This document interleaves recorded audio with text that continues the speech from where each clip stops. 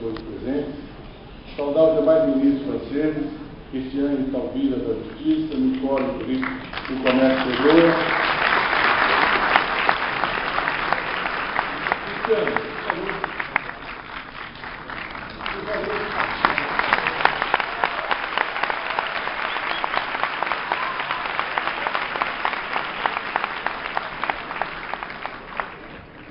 saudar Vitorino Lourenço, dos territórios ultramarinos, Valerie Corminon, do esporte, Guilherme Garro, da agricultura, Benoit Ramon, da economia social, solidariedade e consumo.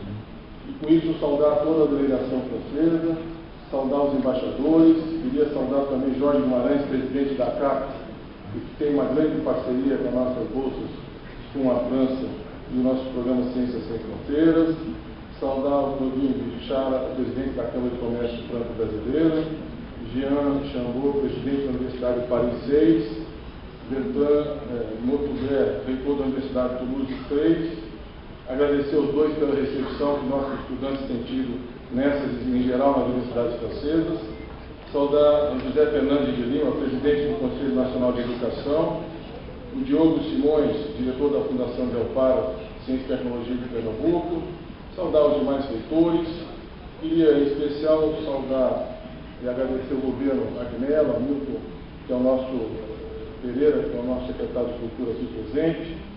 Eu queria agradecer aqueles que organizaram esse evento, trabalharam bastante, a Luciana Mancini pelo MEC, o João Paul chegou pela Embaixada da França. Uma salva de palmas para os dois que eles trabalharam muito.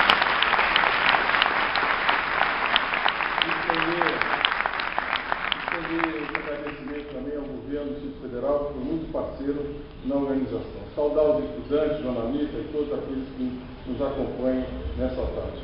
Eu vou ser muito breve, porque o nosso objetivo fundamental é ouvir o presidente. Des Lumières, ce qu'a représenté la Révolution française pour le monde entier, et même ce qu'a pu apporter Napoléon au Brésil. J'en ai eu moi-même une illustration. J'étais reçu par la présidente Dilma Rousseff et des gardes imposants nous faisaient l'accueil.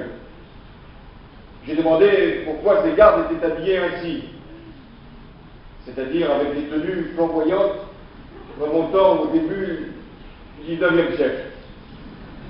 La présidente m'a dit c'est grâce à Napoléon. Ma connaissance historique étant quand même, grâce à l'université française, d'un niveau correct, je ne me suis pas posé la question de savoir si Napoléon était venu au Brésil. Mais c'est là que confirmation m'a été donnée que grâce ou à cause de Napoléon, le roi Don Juan était venu ici au Brésil avec la garde. Vous n'avez pas gardé le roi, mais vous avez gardé la garde. Puis ensuite, Monsieur le ministre, vous avez montré combien notre coopération pouvait être exemplaire. Et le président de l'université nous en a fait ici, lui aussi, le récit. En écoutant sa vie, passée en France, ici au Brésil, et les noms, ou plus exactement les prénoms qu'il avait donnés à ses enfants, je n'ai eu qu'un seul regret, qu'il n'ait pas eu une famille assez nombreuse pour que je puisse lui remettre le dictionnaire de tous les prénoms qu'il est possible d'utiliser pour rappeler la France. Enfin, je veux saluer ces étudiants qui se sont exprimés ici. Deux Brésiliens, deux Français, on ne savait plus d'ailleurs lesquels étaient brésiliens ou français, tant ils s'exprimaient dans nos deux langues. Et qui ont également eu la délicatesse de rappeler que c'était grâce aux bourses qui ont pu être données par le Brésil et par la France pour leur permettre d'avoir cette expérience incomparable. Enfin, votre présence nombreuse dans cet amphithéâtre nous va droit au cœur, à la délégation que je conduis, aux ministres qui la composent, aux chefs d'entreprise, aux présidents d'université, et j'ai été particulièrement sensible à l'accueil que vous avez réservé à Christiane Taubira. Sans doute parce qu'elle est guyanaise et qu'elle est votre voisine, mais surtout parce qu'elle a porté une loi en France qui peut aussi servir de référence et d'exemple. Une loi qui promeut l'égalité, la dignité, la liberté, les valeurs qui sont celles de la France, mais qui sont celles de tous ceux qui veulent s'affranchir de toutes les soumissions. Et le Brésil a montré qu'il en était capable dans son histoire. Je suis ici au Musée national, qui est lui-même un symbole. Un symbole parce que c'est l'architecte qui l'a voulu ainsi, architecte que nous portons dans notre cœur, qui a bâti en France comme il a bâti au Brésil, et qui voulait montrer quelle était la confiance que nous accordons à l'école, à l'université, au savoir. Parce que c'est ce qui fait que nous sommes ici rassemblés, Brésiliens et Français. C'est que nous partageons plusieurs convictions essentielles. La première, c'est que c'est par l'école, l'éducation, le savoir, la connaissance, qu'un peuple non seulement s'émancipe, mais devient, dans la confrontation mondiale, celui qui est le mieux préparé à relever les défis. Nous avons également la conviction que c'est la jeunesse qui est aujourd'hui une chance, un atout, et que vous, au Brésil, vous avez fait en sorte que cette jeunesse puisse être accueillie, formée, éduquée et portée jusqu'aux meilleures universités. Et puis, nous avons une dernière conviction, la conviction que la culture, le savoir, la connaissance enrichissent les individus, en font des citoyens éclairés et pas simplement des acteurs économiques. Et c'est pourquoi l'université française a été, dès le XIXe siècle, associée au développement du Brésil. Je pourrais citer la création de l'école des mines d'Ouro Preto, mais également les noms que vous avez rappelés, Monsieur le ministre, d'intellectuels français qui ont professé ici au Brésil, Claude Lévi-Strauss, Fernand Braudel, parce qu'ils étaient eux-mêmes convaincus que l'université brésilienne allait connaître une influence considérable. Et ils ont professé à l'université de Sao Paulo. Le Brésil et la France ont été, par leur histoire, préparés à relever bien des défis. Le défi de la démocratie, le défi du développement, le défi de la croissance. Aujourd'hui, un autre se présente à nous, de défis. C'est celui de la mondialisation.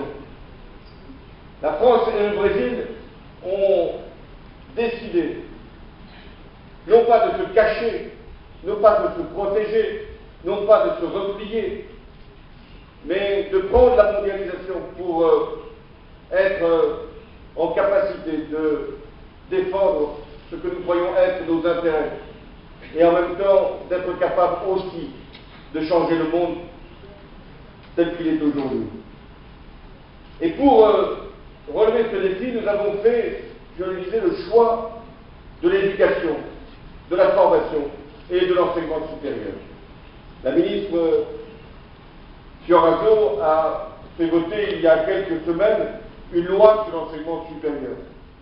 Non pas une loi de plus, mais une loi qui permet de mieux relier l'université et l'entreprise, de mieux professionnaliser une partie des filières, de mieux associer l'université à la recherche, et également de donner plus de moyens à nos universités pour former dans les meilleures conditions les étudiants que nous accueillons. Vous, ici, au Brésil, vous avez fait également ce choix de donner à l'université, à la recherche, les ressources nécessaires. Et la France considère que recevoir des étudiants venant de tous les pays du monde est un atout supplémentaire. Ce n'est pas un acte de solidarité, ce n'est pas simplement un geste de générosité, non. C'est un investissement que nous faisons dans des pays, en l'occurrence ici le Brésil, et dans une jeunesse ici représentée. Et c'est la raison pour laquelle nous avons pleinement participé au programme Sciences sans frontières qu'a proposé la présidente Dilma Rousseff. La France s'honore d'être le 3e pays au monde pour accueillir des étudiants venant de l'étranger. Il y a Paris, bien sûr, mais il y a beaucoup d'universités en France, pas simplement Paris, qui sont en capacité d'accueillir de nombreux étudiants. Et vous en avez ici donné une illustration. Alors, cette histoire de la coopération universitaire, elle est longue entre la France et le Brésil. Depuis le début des années 80, il y a eu 2000 doctorants brésiliens. 2000. C'est considérable. Et il y a eu 5000 élèves ingénieurs qui sont passés par nos grandes écoles dans le cadre du programme Brafitech. Dans le domaine de l'agronomie, dans le programme Brafagri, il y a eu également 500 spécialistes qui ont été formés et qualifiés. Aujourd'hui, nous avons pris un engagement avec la présidente. Nous sommes prêts en France à accueillir 10 000 boursiers, 10 000 jeunes qui viendront faire leurs études en France. D'ores et déjà, il y en a 6 000, faisant de la France le 3e pays d'accueil et le 1er pays européen à accueillir des étudiants brésiliens. Je remercie les universités françaises qui ont su, avec ce qu'on appelle l'agence Campus France et tous les acteurs brésiliens, monter ce programme, se mobiliser pour doubler, je dis bien doubler, la présence universitaire brésilienne en France. Et je souhaite que nous allions plus loin. D'abord, former non seulement des étudiants, mais des chercheurs de haut niveau. Non seulement des chercheurs, mais des cadres et des ingénieurs, même, qui ont commencé leur vie professionnelle. Et la France offrira des stages dans les entreprises, ici elles sont là, pour participer à ce mouvement, accueillera ces jeunes, et même ces moins jeunes, dans des laboratoires, fournira des bourses pour accueillir, pour des formations professionnalisantes d'au moins 1 an, toutes celles et tous ceux que vous nous invitez. Nous voulons élargir même les secteurs d'activité. Il n'y aura qu'un principe. Vous donnez la meilleure qualification, la meilleure formation et la meilleure filière. Sur ces formations professionnalisantes, 1000 étudiants brésiliens sont concernés dans les 2 ans qui viennent. Et c'est le sens de la déclaration d'intention qui a été passée entre les 2 ministres. Les entreprises, je le disais, françaises, se sont engagées à accueillir des étudiants brésiliens en stage dans le cadre du programme Sciences sans frontières. Et ensuite, se proposent de leur fournir un emploi en France ou au Brésil. Et nous souhaitons qu'il y ait cet échange qui crée une solidarité toute la vie. Car les premières années de formation vont déterminer le reste de l'existence professionnelle. Les liens que vous allez créer en France, au Brésil, vont demeurer au-delà de ce que peuvent être les expériences professionnelles de chacun. Et nous voulons créer une communauté de chercheurs, d'ingénieurs entre nos 2 pays. L'enseignement des langues est forcément un préalable. Et là aussi, nous avons pris un certain nombre d'engagements, la présidente Dilma Rousseff et moi-même. Développer l'enseignement du français dans les universités brésiliennes. À vous entendre, j'ai l'impression que c'est déjà fait. Mais je crains que l'échantillon ait été un peu faussé. Donc nous allons nous-mêmes lancer le programme Français sans frontières et il y aura des établissements d'enseignement secondaire brésiliens qui s'ouvriront aux enseignements en français. Je souhaite même, et je le dis devant le ministre de l'Éducation, que la possibilité de choisir la langue française au baccalauréat brésilien puisse être facilitée, élargie.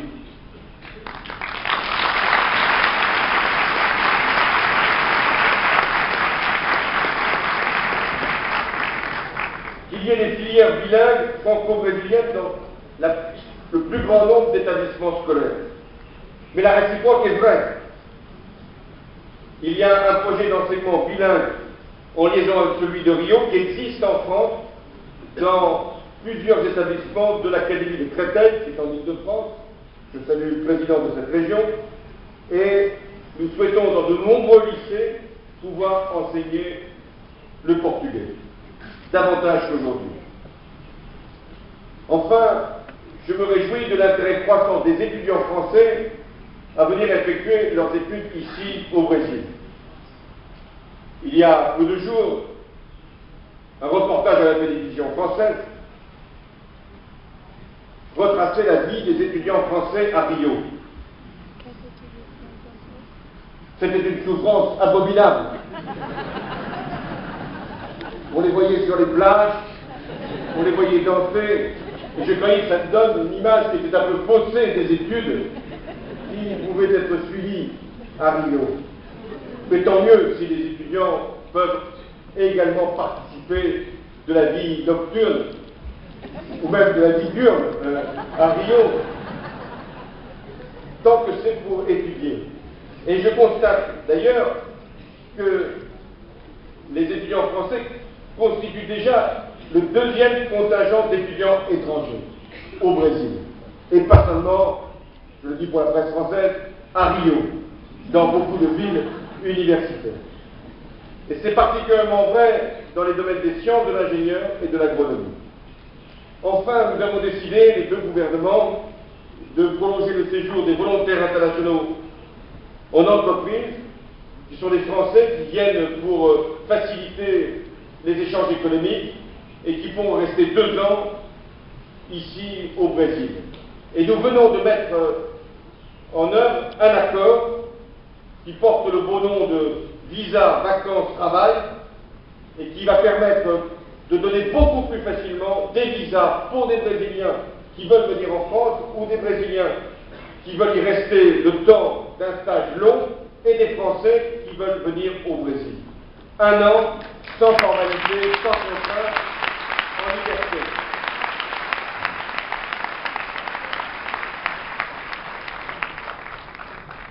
Je le disais, au Brésil et France, nous avons confiance dans notre avenir.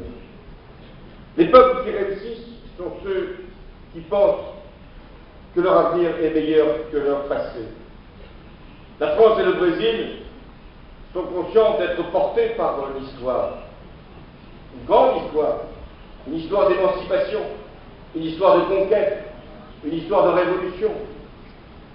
Et en même temps, ce qui doit nous permettre de relever la tête n'est pas simplement le retour vers le passé, c'est le regard vers le futur. Nous devons avoir confiance en nous, dans nos capacités, dans nos atouts, dans ce que nous représentons, dans notre économie. Nous devons avoir peur de rien, ni de la compétition, ni d'une crise qui est en train de disparaître, ni des forces économiques qui peuvent parfois aliéner ou soumettre. Oui, n'avoir peur de rien, dès lors que nous mobilisons toutes nos capacités, et d'abord celles de la jeunesse. Dès lors que nous avons fait également le choix d'une économie de l'innovation, de la compétitivité, de l'investissement, que nous sommes dans les domaines de l'avenir, que nous sommes conscients qu'il y a des industries qui seront toujours là demain et d'autres qui vont disparaître, et que ce qui doit compter, c'est les industries de l'après-demain. C'est ce que nous avons d'ailleurs avec la présidente bâti dans ce partenariat stratégique autour de l'énergie, des transports, de la ville durable, des nouvelles technologies. Et là encore, sur les nouvelles technologies, nous devons à la fois les utiliser, les appréhender et les dominer. Et notamment ces grands groupes qui essayent de capter l'information que nous leur fournissons. Oui, France et Brésil, nous avons en plus conscience que nous portons des valeurs, des principes, des exigences, et notamment la culture que nous voulons partager, et rien de mieux que de permettre les échanges que nous venons ici de promouvoir. Et enfin, il y a cette confiance dans le progrès. Oui, le progrès, qui permet de génération en génération d'avancer. Le progrès qui est fondé sur la science, sur la technologie, qui nous permet de croire que nous allons trouver demain les outils de nos propres libérations, de nos propres accomplissements. Oui, le progrès qui fait que nous donnons aux jeunes, devons donner aux jeunes tous les outils pour saisir les opportunités du progrès. Voilà le sens de ce que Auguste Comte, qui a lui-même forgé votre devise, avait tracé au milieu du XIXe siècle. Ordre, disait-il, il voulait dire un ordre qui puisse permettre à chacun de vivre sa liberté. Et il disait progrès, parce qu'il avait conscience qu'une nation qui s'organise, qu'une nation qui se porte sur l'éducation et la connaissance, allait pouvoir offrir une perspective de progrès. Et s'il y a un symbole à retenir, c'est ce musée national, c'est cet hommage à Oscar Niemeyer, qui a étudié, travaillé au Brésil et en France, qui nous montre le meilleur du génie brésilien, ici à Brasilia, aussi à Paris. Et ce que nous partageons, c'est cette création, cette volonté de culture, cette recherche de l'art et aussi de l'amitié entre nos deux pays. Merci.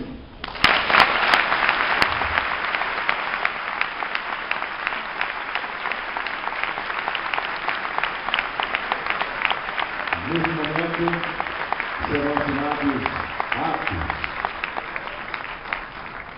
Neste momento serão assinados atos que reforçam a parceria entre o Brasil e a França, para assinar o memorando de entendimento entre o Ministério da Educação da República Federativa do Brasil e o Ministério do